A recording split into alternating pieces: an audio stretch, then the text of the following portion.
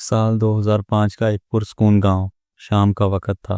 آسمان پر سورج کی آخری کرنیں ماند پڑ رہی تھیں۔ گاؤں کے کنارے ایک سنسان جھیل تھی جہاں بچے کھیلنے جایا کرتے تھے۔ علی صرف 10 سال کا، اس کا کزن عاصم 12 سال کا اور ان کی ہمسائی ثنا 9 سال کی اس شام بھی جھیل کے پاس پہنچے۔ وہ ہنستے کھیلتے ایک پرانی پگڈنڈی سے گزرے اور جھیل کے دوسرے کنارے جا نکلے۔ وہاں ایک پرانے برگد کے درخت کے نیچے زنگ آلود لوہے کا ایک چھوٹا سا صندوق پڑا تھا۔ تجسس میں عاصم نے اسے کھولنے کی کوشش کی۔ تالا کمزور تھا اور تھوڑی ہی زور آزمائی کے بعد ٹوٹ گیا۔ صندوق کے اندر ایک پرانی ڈائری رکھی تھی۔ اس کے صفحات پیلے اور پھٹے ہوئے تھے، ساتھ ہی ایک چاقو جس پر زنگ کے ساتھ ساتھ پرانے خشک خون کے دھبے تھے اور ایک خون سے لتھڑی ہوئی سفید چادر۔ تینوں ایک دوسرے کو خوف اور حیرت کے ملے جلے تاثرات سے دیکھنے لگے۔ ثنا کی آواز کانپ رہی تھی۔ یہ کس کا خون ہے؟ علی نے آہستہ سے کہا۔ شاید کسی پرانی کہانی کا حصہ ہے۔ عاصم نے چاقو ہاتھ میں لیتے ہوئے کہا، یہ کسی نے یہاں چھپایا ہے اور اگر کسی کو پتہ چل گیا ہم نے دیکھا ہے تو مسئلہ ہو سکتا ہے۔ اتنے میں پیچھے سے ایک ٹہنی ٹوٹنے کی آواز آئی۔ تینوں چونک کر مڑے تو دھند میں ایک بھاری سا سایہ قریب آتا نظر آیا۔ ایک کڑکدار بھاری آواز گونجی، یہ تمہارے کھیلنے کی جگہ نہیں، نکل جاؤ یہاں سے ورنہ انجام برا ہوگا۔ بچوں کے پیروں تلے زمین نکل گئی۔ وہ دوڑنے لگے مگر بھاگتے ہوئے عاصم کا پاؤں پھسلا اور چاقو اس کے ہاتھ سے چھوٹ کر زمین پر گر گیا۔ علی اور ثنا نے اسے پکڑا اور تینوں جھیل کے دوسرے کنارے کی طرف دوڑ پڑے۔ پیچھے سے ایک خوفناک چیخ فضا میں گونجی جس نے ان کا خون جما دیا۔ اس رات گاؤں کے ایک خالی کھیت میں وہ تینوں دوبارہ ملے۔ عاصم نے سنجیدہ لہجے میں کہا، آج جو کچھ ہوا ہم کبھی کسی کو نہیں بتائیں گے، یہ راز ہمیشہ ساتھ دفن رہے گا۔ تینوں نے ہاتھ پر ہاتھ رکھ کر قسم کھائی اور خاموشی سے الگ ہو گئے۔ وقت گزرتا گیا، بچے بڑے ہو گئے۔ علی شہر کا ایک کامیاب صحافی بن گئی، ثنا اسکول میں پڑھاتی تھی اور عاصم گاؤں میں ہی کاروبار کرنے لگا۔ سب کچھ معمول کے مطابق چل رہا تھا، یہاں تک کہ 2025 کی ایک بارش بھری شام علی کو ایک نامعلوم ای میل موصول ہوئی۔ مجھے پتا ہے تم نے 2005 میں جھیل کے پاس کیا دیکھا تھا۔ وقت آ گیا ہے سچ سامنے لانے کا۔ علی کا دل زور سے دھڑکنے لگا۔ اس نے فوراً ثنا کو کال کی۔ کسی نے مجھے وہ پرانی بات لکھ کر بھیجی ہے۔ ثنا کی سانس رک گئی۔ یہ کیسے ہو سکتا ہے؟ وہ بات تو صرف ہم 3 جانتے تھے اور ایک اور۔ اس لمحے گاؤں کے ایک اندھیرے کمرے میں عاصم پرانی ڈائری کے پیلے صفحات پلٹ رہا تھا۔ اس کے ہونٹوں پر ایک ہلکی مسکراہٹ اور آنکھوں میں ایک پرسرار چمک تھی۔ علی ای میل پڑھ کر ساری رات جاگتا رہا۔ ہر لمحہ اسے وہی جھیل، صندوق، چاقو اور وہ خوفناک چیخ یاد آ رہی تھی۔ صبح ہونے تک اس نے فیصلہ کر لیا کہ اسے حقیقت جاننی ہوگی ورنہ یہ راز اس کی زندگی تباہ کر دے گا۔ اگلی صبح اس نے ثنا سے ملاقات کی۔ وہ ایک چھوٹے سے کیفے میں ملے۔ ثنا کی آنکھوں کے نیچے نیند کی کمی کے گہرے حلقے تھے۔ علی، یہ بات کسی کو کیسے پتہ چلی؟ ہم نے تو کبھی کسی کو نہیں بتایا۔ علی نے سنجیدہ لہجے میں کہا، یا تو وہ آدمی اب بھی زندہ ہے یا کوئی اور تھا جو اس رات وہاں موجود تھا۔ اسی دوران گاؤں میں ایک ہلچل مچی۔ خبر آئی کہ جھیل کے قریب ایک لاش ملی ہے، ایک درمیانی عمر کا آدمی جس کے سینے میں ایک زنگ آلود چاقو گھسا ہوا تھا۔ گاؤں کے لوگ کہہ رہے تھے یہ قتل عجیب ہے کیونکہ قاتل نے لاش کے پاس ایک پرانی ڈائری رکھ دی تھی۔ یہ خبر سیدھی علی کے کانوں تک پہنچی۔ وہ فوراً گاؤں جانے کے لیے نکلا۔ 20 سال بعد علی اس گاؤں میں واپس آیا۔ گاؤں ویسا ہی تھا مگر جھیل کا منظر کچھ اور ہی کہانی سنا رہا تھا۔ پانی کی سطح پر دھند تیر رہی تھی اور کنارے پر پولیس موجود تھی۔ پولیس افسر نے بتایا، ہمیں یہ لاش جھیل کے پاس ملی، چاقو پر زنگ ہے، لگتا ہے کافی پرانا ہے۔ علی نے ڈائری کے چند صفحے پڑھے۔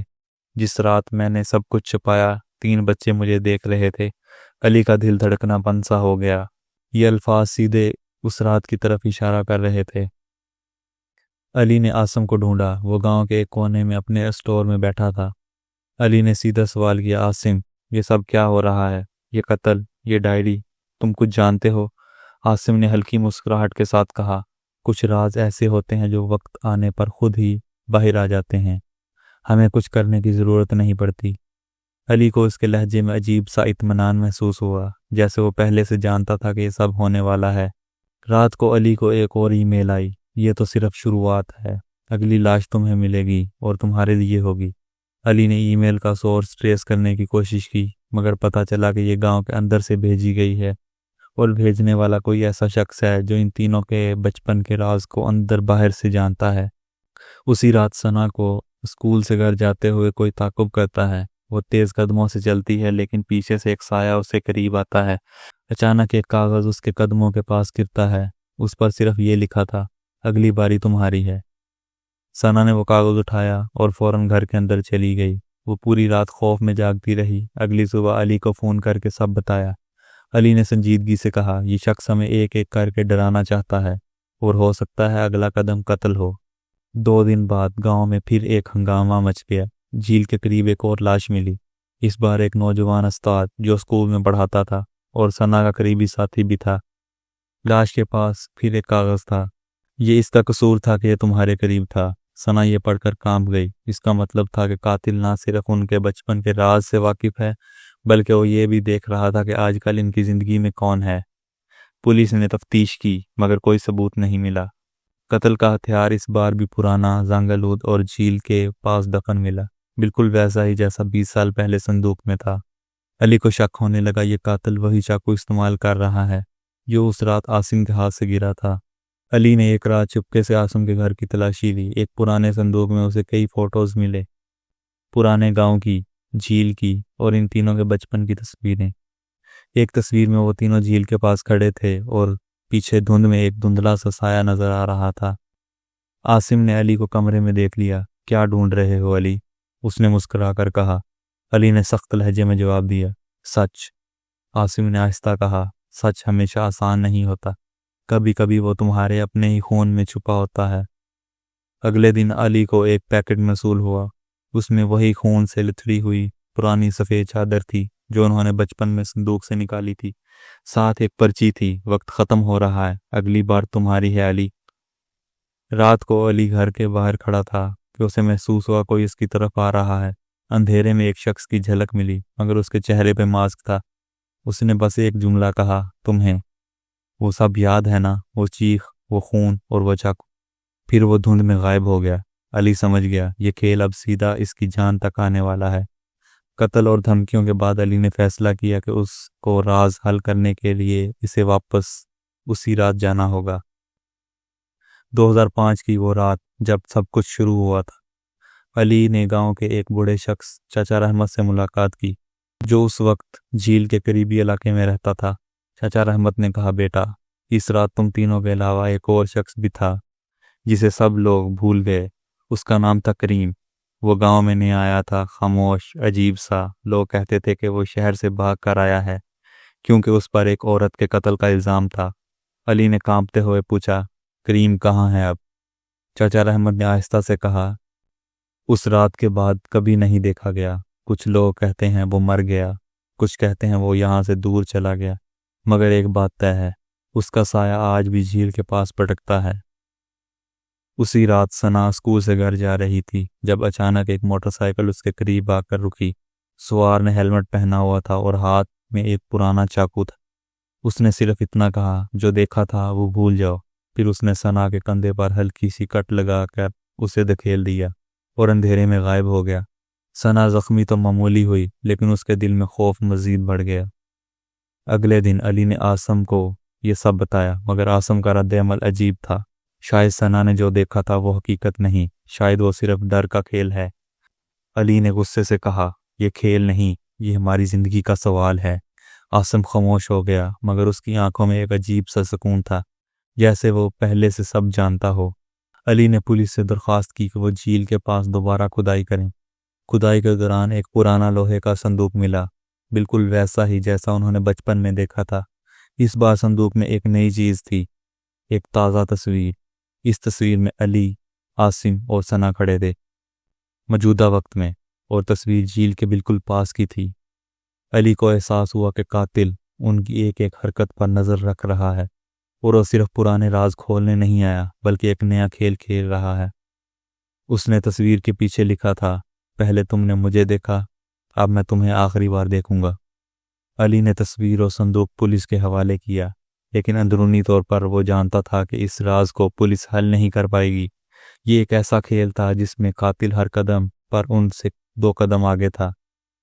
پولیس نے پرانی ڈائری کچھ صفحات ڈی کوڈ کیے کیونکہ وہ عجیب نشانوں اور کوڈز میں لکھی ہوئی تھیں۔ ایک صفحے پر صاف لکھا تھا، اس رات خون بہا کیونکہ اس نے مجھے دھوکہ دیا۔ میں نے اسے جھیل کے کنارے دفن کیا اور 3 گواہ چھوڑ دیے۔ علی کے دل میں خوف اور تجسس دونوں بڑھ گئے۔ اس نے سوچا اگر قاتل نے واقعی کسی کو دفن کیا تھا تو وہ لاش آج بھی جھیل کے پاس ہو سکتی ہے۔ پولیس اور علی نے جھیل کے ایک مخصوص حصے میں کھدائی شروع کی۔ چند گھنٹوں بعد زمین سے انسانی ہڈیاں اور ایک عورت کا پرانا زیور ملا۔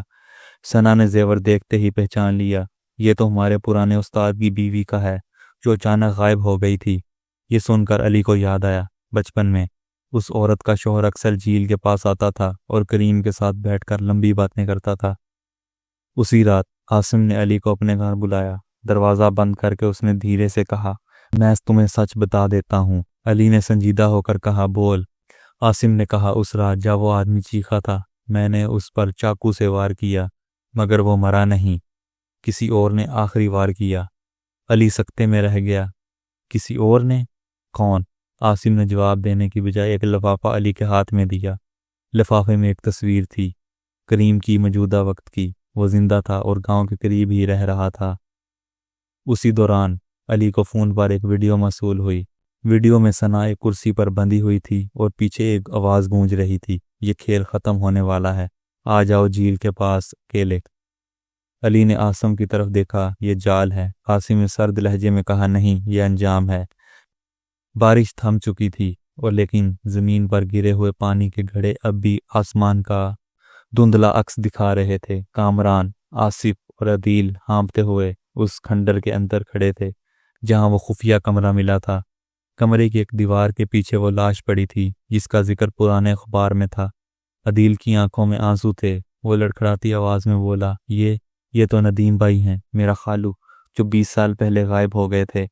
کامران کا دماغ جیسے رک گیا۔ 20 سال پہلے وہ سب بچے تھے اور اس دن وہ ندیم کو خالی حویلی میں لے کر آئے تھے صرف ایک شرارت کے لیے، لیکن پھر سب کچھ بگڑ گیا۔ آصف نے لرزتی آواز میں کہا، ہم نے تو بس مذاق کیا تھا، پر اس دن وہ سیڑھی سے گر گئے، ہم ڈر گئے تھے۔ اور پھر عدیل نے آنکھ بند کر لی اور باقی یادیں جیسے فلم کی طرح سامنے آنے لگیں۔ بچپن میں وہ تینوں ایک دوسرے کے ساتھ کھیلتے تھے، ندیم ہمیشہ ان سے ہنسی مذاق کرتا، لیکن اس دن آصف نے کہا تھا، آؤ ندیم بھائی کو ڈرا کے بھگاتے ہیں، دیکھتے ہیں کتنا بہادر بنتا ہے۔ وہ سب مل کر اسے حویلی کی تہ خانے میں لے گئے اور اچانک دروازہ بند کر دیا۔ ندیم نے چیخ کر کہا، دروازہ کھولو، میں اندھیرے سے ڈرتا ہوں۔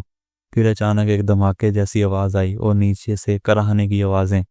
بچے خوف سے بھاگ گئے، کسی کو کچھ بتانے کی ہمت نہ ہوئی۔ اگلے دن سنا کہ ندیم غائب ہے۔ سب نے سوچا کہ شاید وہ کہیں چلا گیا، مگر حقیقت اندھیرے میں دفن ہو گئی۔ 30 سال بعد وہی راز اب کھل چکا تھا۔ کامران نے کپ کپاتی آواز میں کہا، ہم نے تو اس دن اپنی زندگی کی سب سے بڑی غلطی کی تھی اور آج یہ قبر خود ہی کھل گئی۔ عدیل نے پولیس کو کال کر دی۔ چند گھنٹوں بعد پولیس آئی، لاش نکالی گئی اور باقی شواہد اکٹھے ہوئے۔ تفتیش میں سامنے آ گیا وہ قتل کی سازش نہیں تھی بلکہ ایک حادثہ تھا، مگر ڈر نے اسے جرم بنا دیا تھا۔ پولیس افسر نے کہا، تم لوگوں نے چھپایا، یہی تمہارا جرم تھا۔ عدیل کی آنکھوں سے آنسو بہہ رہے تھے مگر ساتھ ہی ایک بوجھ اتر چکا تھا۔ کم سے کم اب ندیم بھائی کی روح کو سکون مل جائے گا۔ کیمرہ جیسے آہستہ آہستہ پیچھے ہٹتا ہے۔ بارش کے بعد کی گیلی مٹی میں وہ کمرہ خالی کھڑا ہے، پر اس کی دیواروں میں آج بھی بچوں کی چیخوں اور پچھتاوے کی گونج باقی ہے۔